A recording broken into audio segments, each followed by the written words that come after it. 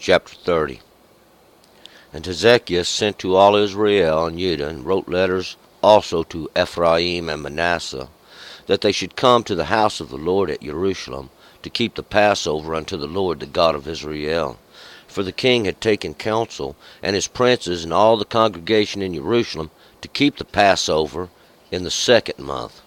For they could not keep it at the time, because the priests had not sanctified themselves in sufficient number, neither had the people gathered themselves together at Jerusalem. And the thing was right in the eyes of the king and of all the congregation.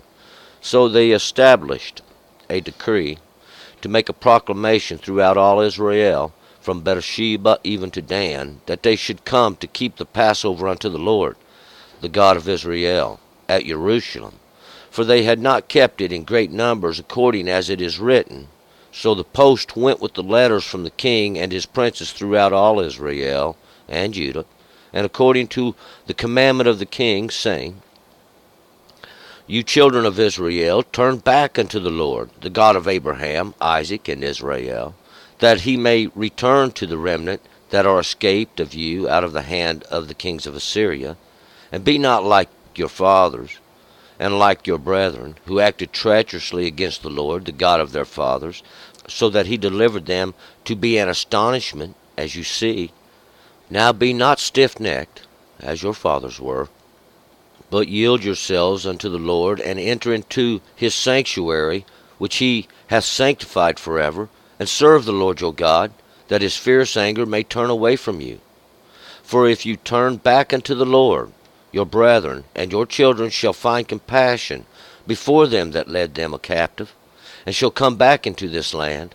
For the Lord your God is gracious and merciful, and will not turn away his face from you, if you return unto him.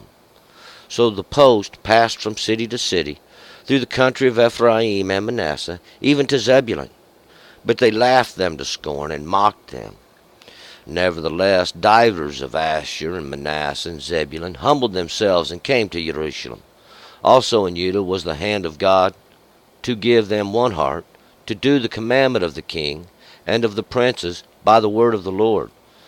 And there assembled at Jerusalem much people to keep the feast of unleavened bread in the 2nd month, a very great congregation. And they arose and took away the altars that were in Jerusalem, and all the altars for incense took they away, and cast them into the brook of Kidron. Then they killed the Passover lamb on the 14th day of the 2nd month. And the priests and the Levites were ashamed, and sanctified themselves, and brought burnt offerings into the house of the Lord. And they stood in their place after their order, according to the law of Moses the man of God. The priests dashed the blood, which they received of the hand of the Levites. For there were many in the congregation that had not sanctified themselves. Therefore the Levites had the charge of killing the Passover lambs, for every one that was not clean, to sanctify them unto the Lord. For a multitude of the people, even many of Ephraim and Manasseh and Issachar and Zebulun, had not cleansed themselves, yet did they eat the Passover otherwise than it is written. For Hezekiah had prayed for them, saying, The good Lord pardon every one that setteth his heart to seek God, the Lord, the God of his fathers, though he be not cleansed according to the purification that pertaineth to the holy things. And the Lord hearkened to Hezekiah, and healed the people. And the children of Israel that were present at Jerusalem kept the feast of the unleavened bread 7 days with great gladness. And the Levites and the priests praised the Lord day by day, singing with loud instruments unto the Lord. And Hezekiah spoke encouragingly unto all the Levites that were well skilled in the service of the Lord. So they did eat throughout the feast for the 7 days, offering sacrifices of peace offerings, and giving thanks to the Lord, the God of their fathers. And the whole congregation took counsel to keep other 7 days. And they kept other 7 days with gladness. For Hezekiah, the king of Judah, did give to the congregation for offerings 1,000 bullocks and 7,000 sheep. And the princes gave to the congregation 1,000 bullocks and 10,000 sheep. And the priests sanctified themselves in great numbers. And all the congregation of Judah, with the priests and the Levites, and all the congregation that came out of Israel, and the strangers that came out of the land of Israel, and that dwelt in Judah, rejoiced. So there was a great joy in Jerusalem, for since the time of Solomon, the son of David, the king of Israel, there was not the like in Jerusalem. Then the priests, the Levites, arose, and blessed the people, and their voice was heard of the Lord, and their prayer came up to his holy habitation, even unto heaven. All right, let's go back up to verse 1. And yesterday, Hezekiah, these great strengths of God had begun to reign. Hezekiah is to be strengthened of God, is to be given these strengths of God, and we're going to find out he is given the strength. God is exalting Hezekiah, and God's showing you he can do this. God changes the hearts. God sets the king, and God makes it the way he wants it. He does it for an example, so that we can get understanding out of it. But Hezekiah had begun to take over, and he had done that which was right in the eyes of God, according to David. He had turned from the sin, turned from what that he knew was wrong, and he had opened the doors of the house of God, and he had set the priest and made them clean, and they had cleaned out the house of God and set everything back in its order and prepared. Of course, that was in the first month, and that would be that month of the Passover, as we'll call it the Passover. And that was the time when they come up out of Egypt, and the shadow of death passed over. But God, they call it this after that period of time there, God caused the shadow of death. Of course, they put the blood on the doorpost, but the festival is actually called the Festival of Unleavened Bread, because when they left Israel, they didn't have time to bake bread. They didn't have time to prepare that which nourished the body and the soul. And they come out, and it was the law in its purest form. There was no leavening in it. There was nothing put in it to cause it to rise. There was nothing to cause it to be great. It was simple, and it was plain. And that is that bread. We'll go ahead and pick it up here in verse 1. And Hezekiah sent to all Israel and Judah, and wrote letters also to Ephraim and Manasseh, that they should come to the house of the Lord at Jerusalem, to keep the Passover unto the Lord, the God of Israel.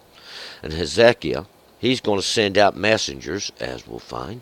These messengers and these ones who are going to carry a message out to Israel and Judah, and that's those that contend with the Mighty One, and Judah, those of praisings. And he wrote these letters also to Ephraim and Manasseh. And Ephraim are those fruitful, the double-fruited, and Manasseh are those that cause to forget. That they should come to the house of God, and at Jerusalem, that's that place of peaceful teachings, to keep this Passover, because it was an ordinance. It's actually one of the laws of God that you will keep the Sabbaths, and this is one of the Sabbaths of the Lord. This is one of the festivals of the feasts. We can call it by many different names, but it is a Sabbath. It is the seasons of God, too.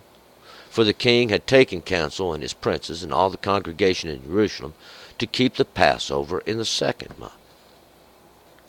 Because the king and all those that were around him, his council, these princes, all the congregation of Jerusalem, they had decided to keep this Passover in the second month, even though it was required in the first month. But we'll find out it just wasn't possible. They was busy. They didn't even get the house of God cleaned up till the 16th day, and that would be after the Passover had done started. And then they would have to be cleansed and sanctified according to the law. And it was just a little more than they could do. But we're going to witness now this second month, because this month is going to be a period of time. It's under the lesser light, or this period of time, or understanding that God set this season even, we can witness. 3, for they could not keep it at that time, because the priests had not sanctified themselves in sufficient number. Neither had the people gathered themselves together in Jerusalem, to Jerusalem. So it was because at that time, at that period, see, the priests had not sanctified themselves in sufficient number. The priest just wasn't coming forward. We'll find out because the people still wasn't in obedience with God's law completely. This thing hasn't had yet been fully reestablished, but we're going to find out. God's in control. And the thing was right in the eyes of the king and of all the congregation. So they decided to do it the second month because it was just physically impossible. But the fact that they will still keep the Sabbath is just going to be a little late. 6. So the post went with the letters from the king and his princes throughout Israel and Judah, according to the commandment of the king, saying, You children of Israel, turn back unto the Lord, the God of Abraham, Isaac, and Israel, that he may return to the remnant that has escaped of you out of the hand of the king of Assyria. So the posts, these would be the messengers, the ones who's going to carry the word to the places. This is those letters, and they will take them to each town. This was something they did. These posts went with the letters from the king and his princes throughout all Israel and Judah. So they just not only went through Judah, that's where Hezekiah was the king of, but throughout all Israel, and with these letters from the king, saying, You children of Israel, turn back unto the Lord. He is the God of Abraham. And Abraham was this one. He would be the father that would rule many nations, or this father of many nations. And Isaac.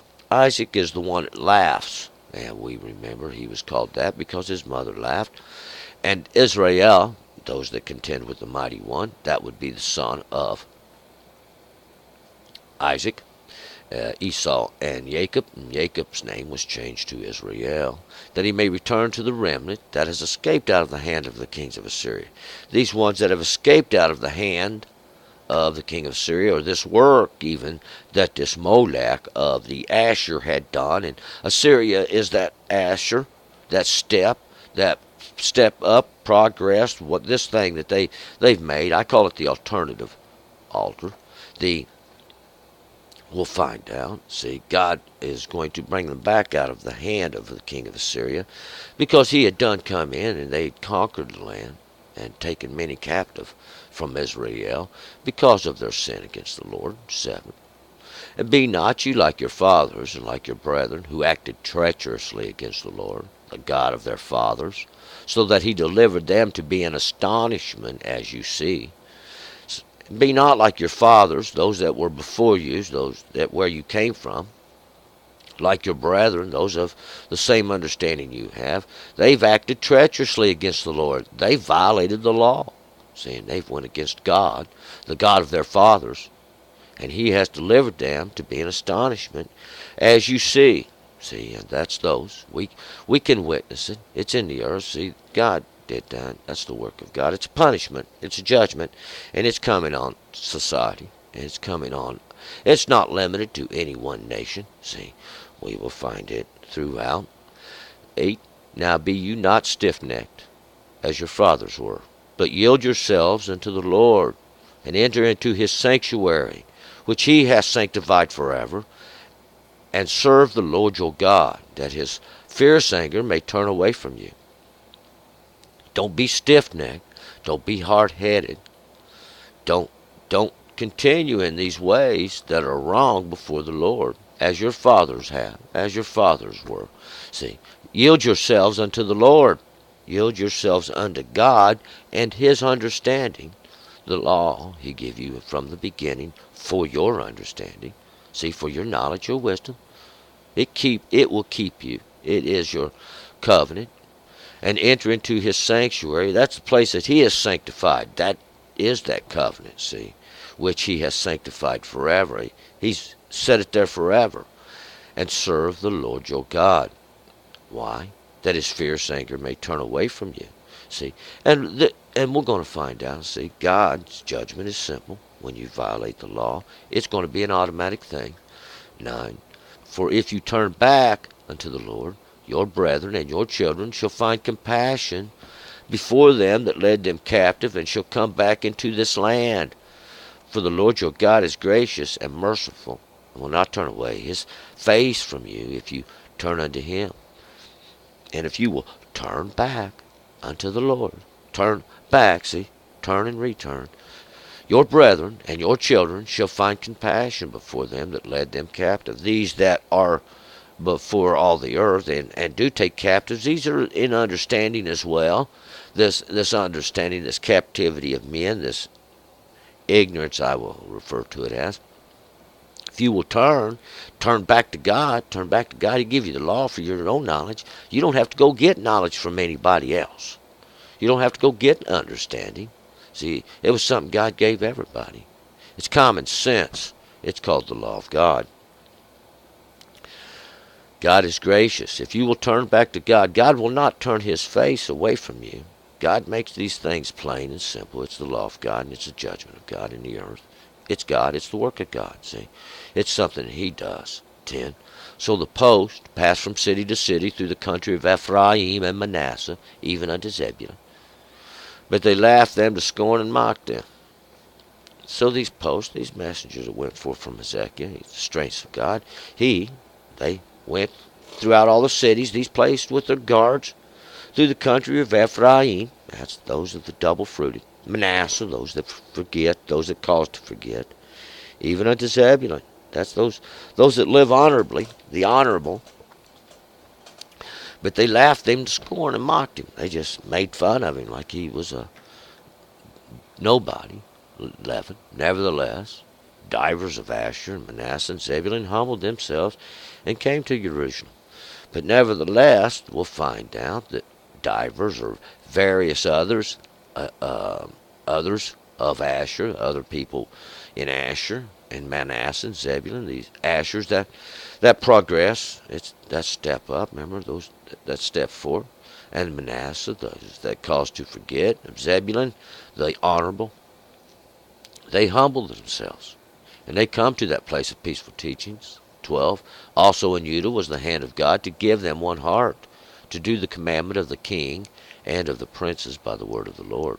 Also in Judah, this place of praisings, was the hand of God to give them one heart. See, the hand of God, the work of God, to give them one understanding even, to do the commandment of the king, of the princes, and of the princes of the word of the Lord, to keep the ordinance of the house of God, according to actually exactly as David had it written down. 13. And there assembled at Jerusalem much people to keep the feast of unleavened bread in the 2nd month, a very great congregation. And this would be the assembly in Jerusalem. Those that assemble in that place of peaceful teachings, these much people, to keep the feast of unleavened bread. And that's that festival of the unleavened bread. You put all the leavening out of your house. There's a period of preparation, see, prior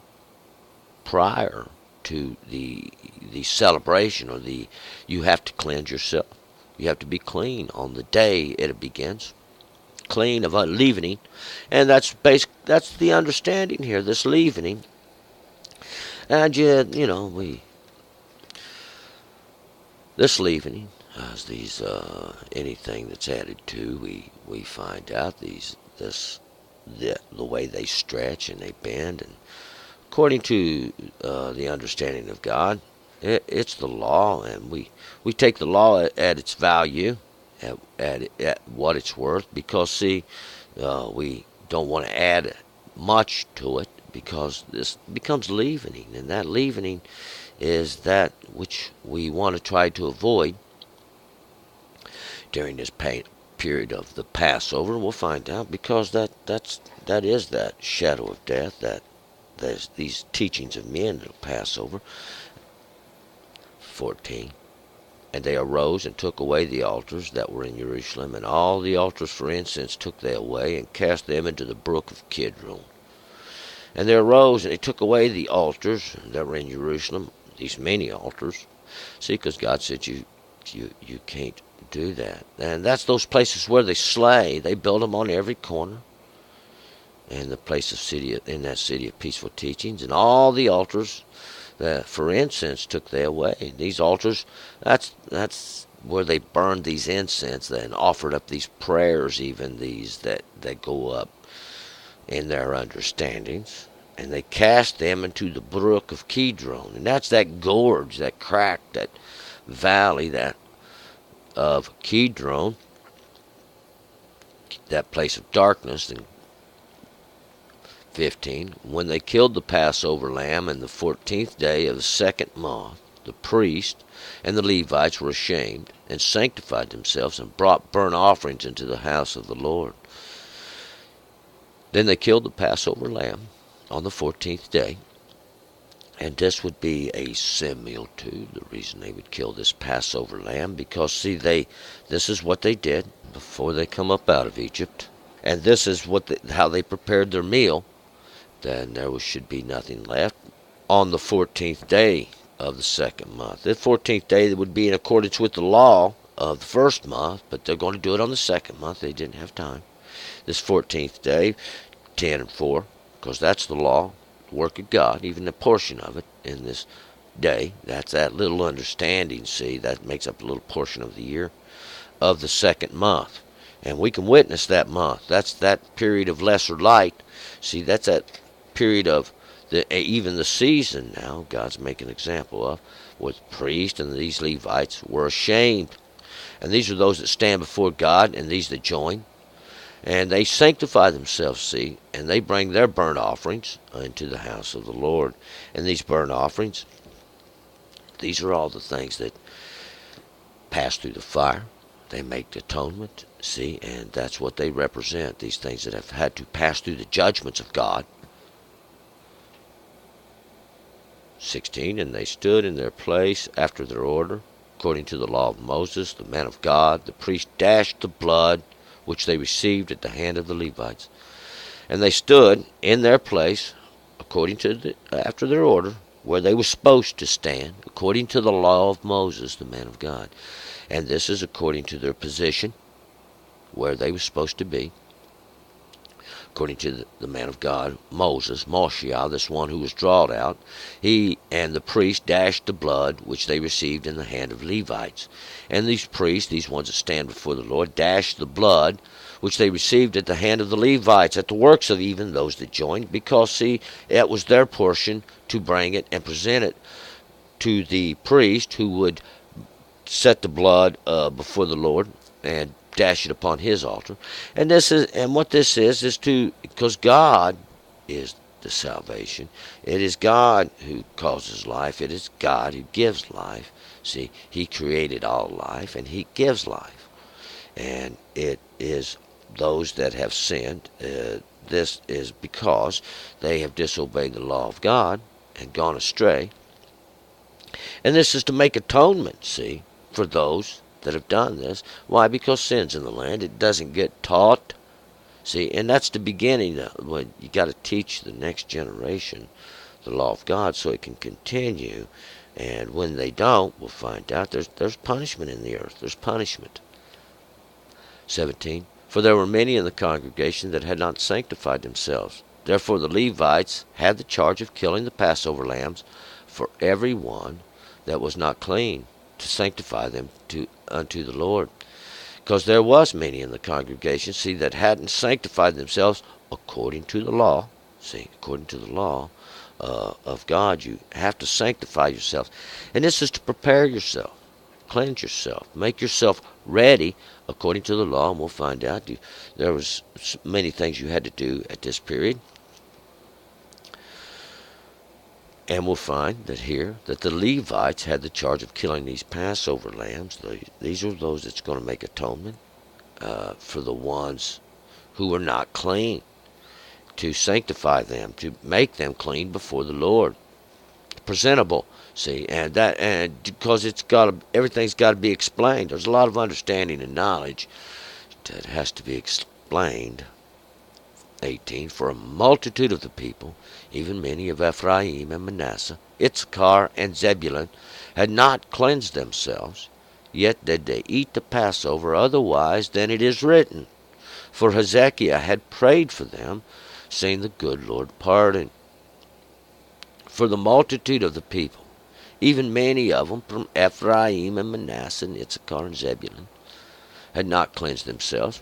A multitude of people, see, many of them, even from the double-fruited Ephraim, Manasseh, those that cause to forget, Issachar, that was that rightful recompense, and Zebulun, for those that live honorably. They had not cleansed themselves, yet they did eat the Passover, otherwise than it's written in the law. Not according to the law. See, we'll find out. Not according to the law. For Hezekiah prayed for them, saying, God pardon them, and we'll find out, because they was trying to turn, they was turning the people. 19, everyone that sets his heart to seek God, the Lord, the God of his fathers, though he be not cleansed according to the purification that pertaineth to the holy things. And this was the prayer, that God pardon them. Pardon everyone that sets his heart to seek God. And that was the key. Set your heart to seek God. We'll find that's what David did, sought the Lord. And when they sought the Lord, he was with them, according, even those that have not cleansed, according to the purification that pertains to the holy things, these hallowed things. See, and you have to be cleansed or made, washed out, cleansed out of in the true understanding, to be able to touch these hallowed things, or to come into these hallowed things, these holy things, these things that are set aside. They're for God, and you can't partake of hallowed things, those things that belong to God, unless you're cleansed. So Hezekiah had to pray, and this was to make those acceptable who were before the Lord in this unclean state. 20, and the Lord hearkened to Hezekiah, and he healed the people. And God listened. God listened to Hezekiah, this one who God was strengthening, and he heals the people. 21, and the children of Israel that were present at Jerusalem kept the feast of unleavened bread 7 days with great gladness. And the Levites and the priests praised the Lord day by day, singing with the loud instruments unto the Lord. And the children of Israel, all those that contend with the mighty one, that were present at Jerusalem, keeps this feast, even the feast of unleavened bread, and for 7 days. And because it's the perfection, it's the accomplishment of understandings. See, it is, and that is to remove this leavening from your life, all this understanding that men give you. Return to God in his understanding, which he gave you even in the beginning. See, when Moses come down from the mountain, he had 2 tablets in his hand. And on those tablets, there were 10 words. And in the beginning, that's all there was. 22. And Hezekiah spoke encouragingly unto all the Levites that were skilled in the service of the Lord. So did they eat throughout the feast for 7 days, offering sacrifices of peace offerings and giving thanks to the Lord, the God of their fathers. And Hezekiah, he's the one that God has strengthened. He spoke encouragingly unto all the Levites, all these that have joined, that were skilled in the service of the Lord, that had understanding, and they did eat throughout the feast for 7 days, for these, and throughout. They consumed, and we'll find out that they made this festival, and it lasted these 7 days, even this multitude that was present. That's to accomplish understanding, offering these sacrifices of peace offerings, those that make peace. That represents that covenant, this free will even, offering of peace, and these sacrifices, those things that have to be slain to make atonement, giving thanks to the Lord, the God of their fathers. 23, and the whole congregation took counsel to keep other 7 days, as they kept, and they kept other 7 days with gladness. And they kept the festival going for an additional 7 days. See, and that's actually 2 periods of 7. That's so we can witness the accomplishment even in these understandings. See, these 7 days which they keep with gladness. 24, for Hezekiah the king of Judah did give to the congregation of offerings, for offerings, 8,000 bullock and 7,000 sheep. Hezekiah, who was the king of Judah, those are praisings. He did give to the congregation, all those that were gathered for offerings to make atonement, 8,000 bullocks and 7,000 sheep. 8,000 bullocks, because it's the fulfillment for these bullocks. These are those ones that can get astray and go out, and they represent that. See, and those ones who can damage the herd or damage the flock, and 7,000 sheep. That's to accomplish the fulfillment for the sheep. That's the lesser cattle. See, that's the lesser cattle, the sheep are, those that follow willingly. And the princes gave to the congregation 8,000 bullocks and 10,000 sheep. And the princes, that's the rulers, they'll give as well to the congregation these 1,000 bullocks. Once again, it's the fulfillment for these bullocks, and that those of the greater cattle, see, that can get astray. And these 10,000 sheep, it's the law in fulfillment for the sheep. And that's the people to me, because God's making an example. And priests sanctified themselves in great numbers. And the priests sanctified themselves in great numbers. They were ashamed to not have kept the festival of God. 25, and all the congregation of Judah, and the priests, and the Levites, and all the congregation that came out of Israel, and the strangers that came out of the land of Israel, and that dwelt in Judah, rejoiced. And this congregation of Judah, those are praisings. All the priests, these that stand before God, and the Levites, those that join. And all the congregation that came out of Israel, those that contend with the Mighty One. And the strangers, those that were among them, that came out of the land of Israel. These strangers, these ones that sojourn among the children of Israel, or lived among them. These would be those that were not Hebrew, and they dwelt in Judah, and that dwelt in Judah rejoiced, and those that of Judah, even the strangers there, would also rejoice. 26. So there was great joy in Jerusalem, for since the time of Solomon, the son of David, the king of Israel, there was not the like in Jerusalem. And we will know that has been a very long time. There was great joy in Jerusalem. That's that place of peaceful teachings. For since the time of Solomon, that's the one of peace. Remember, God sent him, and they perfected all the house of God. The son of David, that one which come forth from the beloved. He was the chosen one, the king of Israel, even those that contend. There was not the like in Jerusalem. There was not the like. It hadn't been seen before in Jerusalem, that place of peaceful teachings. 27. Then the priests, the Levites, arose and blessed the people, and their voice was heard of the Lord, and their prayer came up to his holy habitation, even unto heaven. And the priests, these are those that stand before God, and the Levites, those that join, arose and blessed the people.